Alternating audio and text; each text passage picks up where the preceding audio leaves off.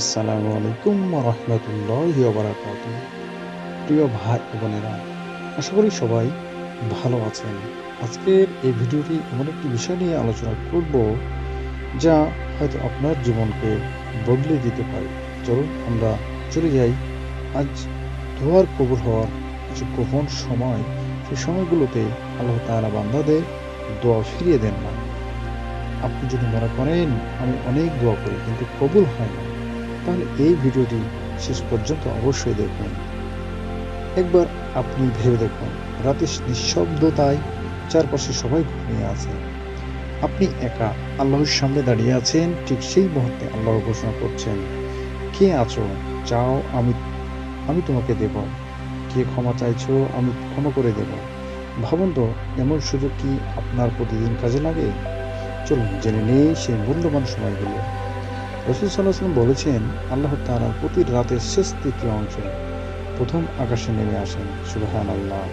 বলেন, কে আমাকে ডাকছো, আমি তার ডাকে সাড়া দেব। এই সময়ে কারা দোয়া সবচেয়ে বেশি কবুল হয়? ফরজ নামাজ শেষ করে হাত তুলে দোয়া করলে আল্লাহ বিশেষভাবে কবুল করেন, কারণ নামাজ হলো ইবাদতের সর্বোচ্চ মাধ্যম। সিজদারত অবস্থায় রাসূল সাল্লাল্লাহু আলাইহি ওয়াসাল্লাম বলেছেন, বান্দা সিজদায় থাকাকালীন আল্লাহর সবচেয়ে নিকটবর্তী থাকে, তাই সিজদায় বেশি বেশি দোয়া করুন। এরপর জুমার দিনের বিশেষ কয়েক ঘন্টার মধ্যে, যেমন জুমার দিনে এমন একটি সময় আছে যে সময় দোয়া করলে তা অবশ্যই কবুল হয়। বেশিরভাগ আলিম বলেন আসর থেকে মাগরিবের আগ পর্যন্ত।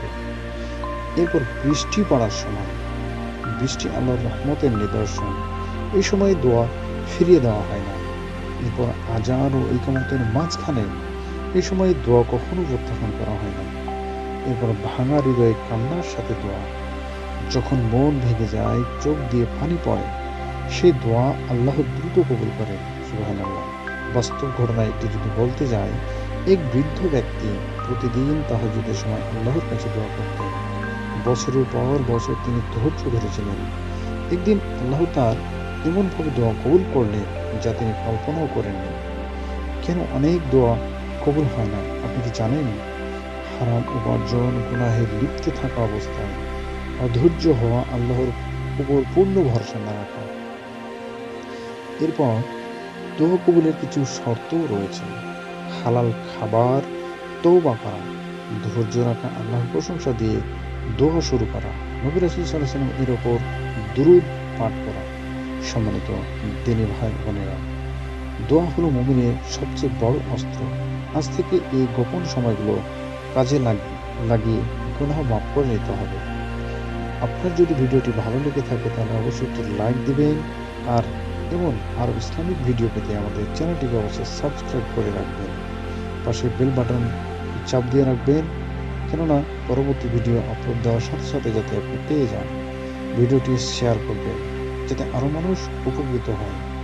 আল্লাহ আমাদের সবাইকে দোয়া কবুল হওয়ার তৌফিক দান করুন। আসসালামু আলাইকুম ওয়া রাহমাতুল্লাহি ওয়া বারাকাতুহু।